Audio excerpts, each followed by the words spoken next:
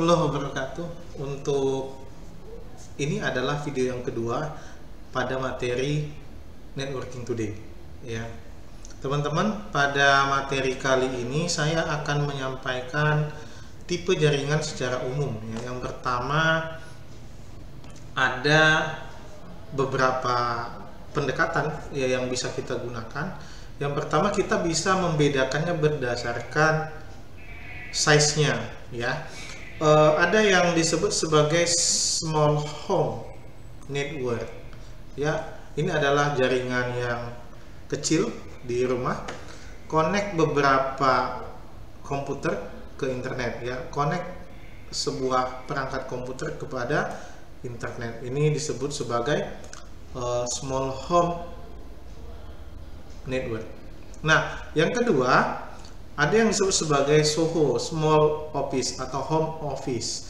Ini akan memungkinkan beberapa komputer yang ada di rumah atau di dalam sebuah perusahaan itu terkoneksi ke internet. Mungkin akan menghubungkan 2 atau 3 ke internet. Ini disebut sebagai small office atau home office. Nah, yang ketiga ada yang disebut sebagai medium atau large network ya. Ini kalau kita bisa membedakannya adalah akan menghubungkan beberapa perangkat ya, hundred or thousands interconnected network ya, ratusan atau ribuan jaringan ya di dalam skala yang cukup besar. Ini disebut sebagai medium or large network. Nah, yang ketiga adalah worldwide networks. Ini adalah connected hundred ya, ribuan sampai jutaan komputer yang ada di dunia ini yang disebut sebagai internet ya ini. Nah, teman-teman, itu kalau kita membedakan jaringan dari sisi ukuran ya, artinya ukuran ini berapa banyak klien atau berapa banyak host yang terkoneksi ke dalam jaringan tersebut. Nah, kalau kita melihat sudut pandang yang lain selain ukuran, apalagi bisa kita membedakan jaringan itu berdasarkan tipe layanannya ya. Mari kita lihat kepada slide. Yang pertama itu ada yang disebut sebagai LAN. Nah, ini yang saya sebut sebagai tipe layanan. Artinya jaringan ini memberikan layanan secara lokal ya, secara lokal kepada klien-klien yang ada di lingkungannya. Biasanya cirinya LAN itu akan terhubung di dalam sebuah perangkat yang disebut dengan switch. Artinya kalau kita kembali kepada OSI ya, nanti kita belum masuk. Artinya ada perangkat yang terkoneksi di layer 2 ya. Ini adalah ciri LAN ya, perangkat atau komputer atau host atau klien yang terkoneksi ke dalam switch di dalam sebuah lokasi, itu disebut sebagai LAN area ya. Kita bisa melihat ya beberapa contoh yang menjadi pembedanya ya. Di sini kalau di slide saya menyebutkan bahwa jaringan bisa kita bedakan dari sisi size-nya, size coverage area ya, seberapa luas dia mengcover sebuah layanan jaringan. Yang kedua bisa dilihat dari sisi number of user yang terkoneksi ya, atau jumlah user yang terkoneksi di dalam jaringan itu. Atau yang ketiga, number and types of service yang available ya, atau layanan yang tersedia. Yang terakhir, yang keempat adalah area of responsibility-nya dari area ini. Nah, ini kita bisa lihat beberapa contoh. Yang kuning merupakan area dari LAN ya.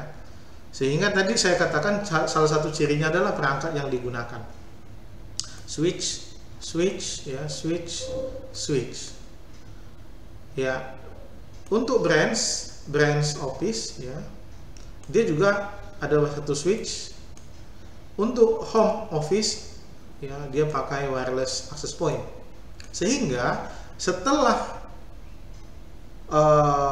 LAN itu terkoneksi ke router ya, router ini adalah perangkat layer 3 ya, perangkat WAN. Ya, router ini adalah perangkat WAN. Saat jaringan sudah terhubung ke dalam router, artinya ada IP address yang berbeda di sini, artinya network address yang berbeda. Inilah kondisi yang disebut sebagai WAN. Ya, simpelnya sih sangat mudah ya kalau saya mengatakan, saat dua buah perangkat itu terhubung, kita tinggal lihat saja tipe perangkatnya, apakah ini perangkat WAN apa perangkat LAN. Kita bisa cek dari port yang digunakan. Pasti ini kalau simbolnya zigzag seperti ini tadi ya, dia menggunakan WAN card ya, artinya ini adalah port untuk komunikasi WAN itu. Nah, apa bedanya LAN dan WAN? Mungkin teman-teman bisa melihat ya, dan saya yakin sudah banyak yang paham ya. LAN adalah sebuah jaringan atau infrastruktur jaringan yang cukup kecil di dalam satu geographical area. Ya, ini contohnya bisa dilihat, artinya ini biasanya akan ada di dalam satu location. Ya. Sementara WAN itu adalah infrastruktur jaringan yang cukup luas ya dari sisi wide area geographicalnya. Biasanya ini menghubungkan antara beberapa gedung dengan gedung yang lain ya, contoh, atau daerah ya, dari satu provinsi ke provinsi yang lain. Ini disebut sebagai WAN. Mari kita lihat satu persatu tipenya ya. LAN adalah interconnected end device yang limited area. Dia sangat terbatas ya, areanya cukup kecil. Yang kedua, administrative by single organization. Biasanya ini akan dimiliki oleh satu organisasi. LAN itu memberikan atau menyediakan high speed bandwidth to internal device, karena tentu ya perangkatnya nggak banyak ya, dan coverage areanya cukup kecil sehingga dia bisa high speed bandwidth di sini. Sementara WAN itu adalah interconnected LAN ya, hubungan antara LAN dengan LAN yang lainnya, LAN 1, LAN 2, LAN 3 dan seterusnya. Dan ini wide geographical area. Nah, tipikal administrasinya itu biasanya lebih dari satu provider. Artinya biasanya kalau sudah WAN itu lebih dari hubungan organisasi yang satu dengan organisasi yang lainnya, atau lebih dari satu provider. Yang ketiga adalah slower speed. Ya, sorry. Kenapa? Karena dia areanya cukup luas, jaraknya cukup jauh, sehingga perangkat atau port yang digunakan pun tidak bisa secara maksimum secepat LAN, ya gitu. Baik, apa itu internet? Ya, teman-teman pasti tahu ya, internet. Setiap saat, setiap waktu buka internet gitu ya. Nah, internet ini adalah koneksi antara WAN. Jadi gabungan antara semua WAN, yang di dalam WAN itu tadi saya sudah jelaskan adalah gabungan dari semua LAN. Ya, di dalam LAN itu nanti ada lagi gabungan dari semua personal area network, atau paling rendah itu adalah end device atau host. Nah, itu tergabung semua. Ya, gabungan antara personal atau device, personal, LAN, WAN inilah yang disebut sebagai internet, World Wide Network ya, jaringan yang cukup besar. Nah, LAN itu connect kepada WAN itu connect kepada internet melalui berbagai media, apapun medianya, mau kabel kah, mau fiber optik kah, mau wireless kah, dan seterusnya. Nah, itu. Jadi kalau kita lihat ilustrasi slide ini ya, di sini bisa kita lihat ya, macam-macam, ada home LAN, ada hospital LAN, ada government LAN, ada business LAN, ada school LAN, itu terkoneksi semua, terhubung ya, terhubung semua. Inilah yang disebut sebagai internet ya, internet. Baik, kemudian dari tipenya tadi kita juga bisa bedakan berdasarkan area layanannya. Ada yang disebut sebagai intranet ya.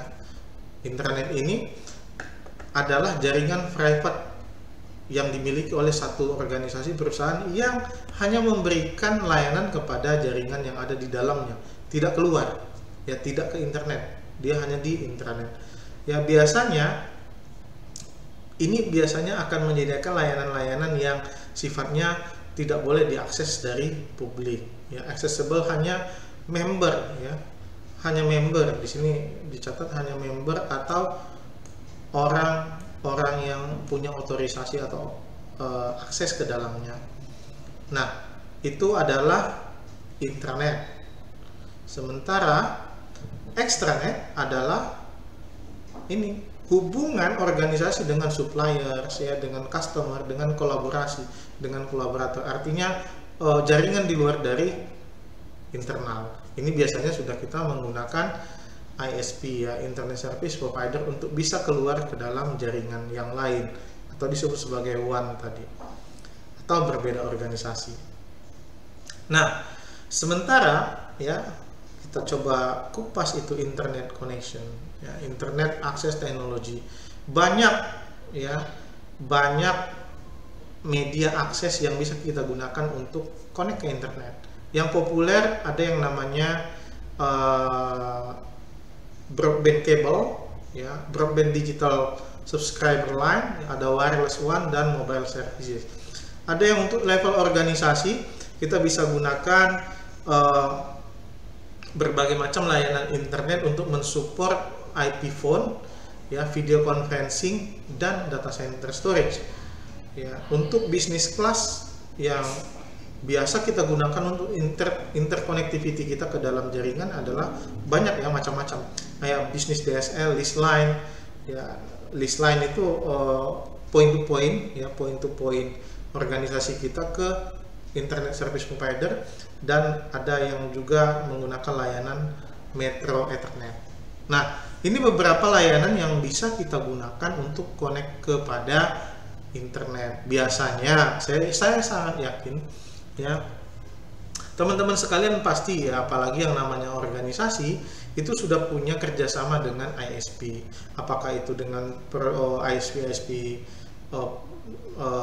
yang dikelola oleh pemerintah, apakah ISP yang dikelola oleh swasta, whatever ya, bisa saja. Yang penting kita bisa connect kepada akses internet di luar. Kemudian kalau kita lihat di dalam slide ini ya, ada beberapa jenis koneksi yang bisa kita gunakan. Yang pertama, bisa kita pakai kabel. Ini untuk koneksi ke internet ya, untuk koneksi ke internet bisa pakai kabel, bisa pakai DSL, bisa pakai seluler, bisa pakai satelit dan dial up telepon. Tentu dari semuanya ada kelebihan dan kekurangannya. Silakan dibaca ya, di deskripsi saya sudah sampaikan. Nah, dari slide ini ya, saya kasih satu tugas lagi ya. Dari slide tipe-tipe koneksi untuk bisa ke internet ya, koneksi itu internet, saya kasih satu tugas ya yang harus dijawab oleh teman-teman sekalian. Dari tipe koneksi yang ada ya, apakah kabel, DSL, seluler, satelit, dial up telepon ya. Dial up ini sebenarnya nggak ada lagi ya, sudah punah ya untuk saat ini ya, katakanlah 1 sampai 4 ya. Dari keempat ini tugasnya adalah sebutkan dan deskripsikan ya, deskripsikan kelebihan dan kekurangannya masing-masing ya.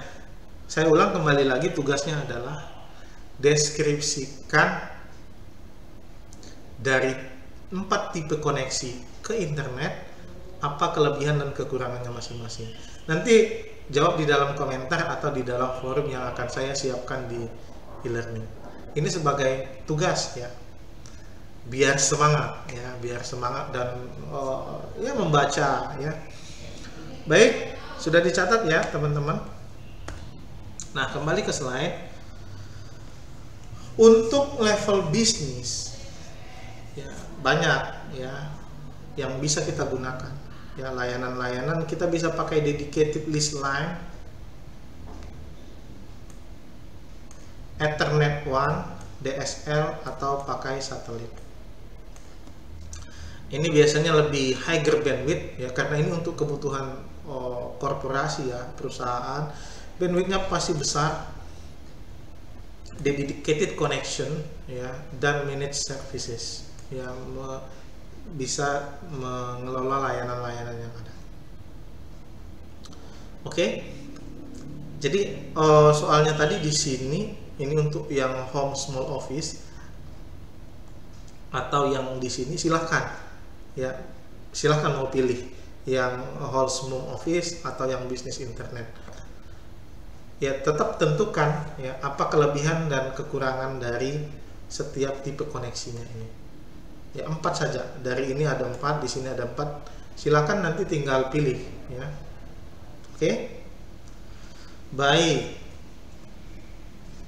Nah, ini ada yang disebut istilah internet connection dan konvergensi network, di mana yang disebut sebagai konvergensi network itu adalah keadaan di dalam sebuah jaringan yang telah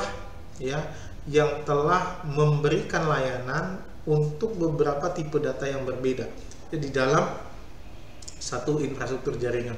Contoh ya, di dalam konteks ini ya, jaringan telepon, video, dan data ini menggunakan satu infrastruktur teknologi yang sama. Ini disebut sebagai konvergensi network ya, di mana layanan tipe data yang berbeda itu dilayani dalam satu jaringan. Inilah yang diistilahkan sebagai konvergen. Nah, dulu nggak seperti ini ya. Dulu dia punya jaringan yang berbeda-beda, telepon khusus telepon, video khusus video, dan seterusnya. Saat ini semua teknologi saya pikir sudah mengutamakan ya, menggunakan standar-standar yang memungkinkan untuk bisa convergence ya. Saya yakin sekarang sudah ada. Ya, ini yang tadi saya sebutkan, konvergensi itu adalah sebuah coverage data network membawa multiple service. Ya. Jadi satu convergence data jaringan itu membawa data voice dan video di dalam satu infrastruktur yang sama. Inilah yang disebut sebagai konvergensi network. Baik,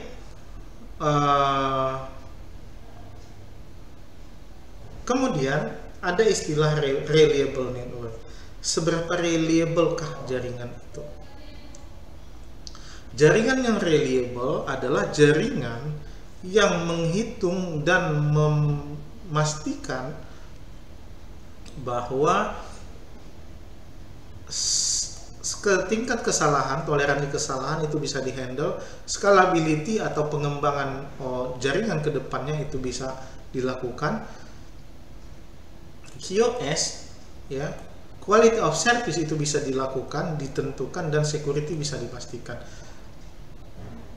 Saat jaringan sudah bisa memastikan ini, inilah yang disebut sebagai jaringan yang reliable ya, jaringan yang handal ya, yang bisa memastikan bahwa tingkat toleransi kesalahannya, scalability-nya, quality of service atau kualitas daripada layanannya. Yang keempat adalah keamanan. Nah, tentu saat ini semua organisasi menginginkan jaringan yang reliable.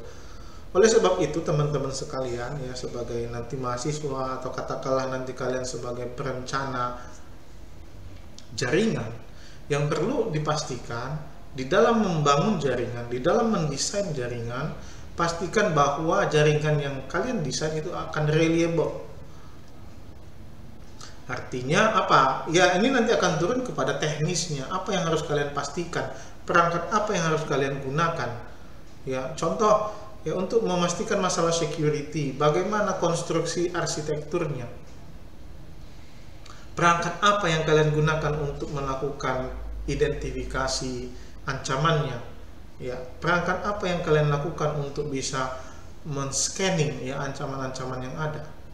Ya tentu ya mungkin kita butuh firewall, ya kita butuh mungkin perangkat-perangkat keamanan layer 7 ya di aplikasi, apakah itu proxy, apakah itu ya apapun itu.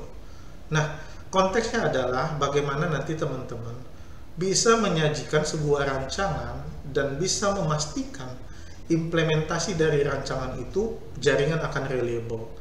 Ya, fault tolerance, ya ada toleransi tingkat kegagalan komunikasinya. Ya, umpamanya kalau link satu putus, ya harus ada backup link yang akan mengcover itu. Untuk scalability, katakanlah perusahaan bertumbuh, perlu penambahan klien, perlu penambahan distribusi. Ya, jangan sampai jaringan yang dibangun tidak bisa dikembangkan, itu gagal di dalam konteks network design. Yang ketiga adalah kualitas layanan, ya. Bagaimana tingkat kecepatan mengakses website, bagaimana jaminan keamanan akses website dan seterusnya. Nah, ini yang perlu dipastikan teman-teman. Baik, fault tolerance tadi sudah saya katakan bagaimana teknik yang digunakan pada saat satu perangkat down dan link mana yang akan bisa membackup link utama itu. Ini adalah tingkat toleransi yang perlu digunakan, yang perlu diperhatikan dan perlu di set up ya. Kemudian scalability, bagaimana jaringan bisa tumbuh. Ya katakanlah ini tadi jaringan awalnya adalah ini ya. Ini adalah jaringan awal. Setelah pertambahan organisasi, pertambahan user dan seterusnya, perkembangan organisasi dibutuhkan akses lain. Ya, ditambahlah jaringan ini tanpa mengganggu konstruksi yang sudah ada sebelumnya. Ini yang disebut dengan scalable. Ya, menambah, membangun jaringan tanpa mengganggu atau merubah konstruksi yang ada sebelumnya. Quality of service tadi ya sama-sama yang sudah saya katakan, layanan yang prima, artinya saat layanan itu diakses berapa cepat dapatnya, websitenya tampilnya bagaimana dan seterusnya, itu harus bisa dipastikan.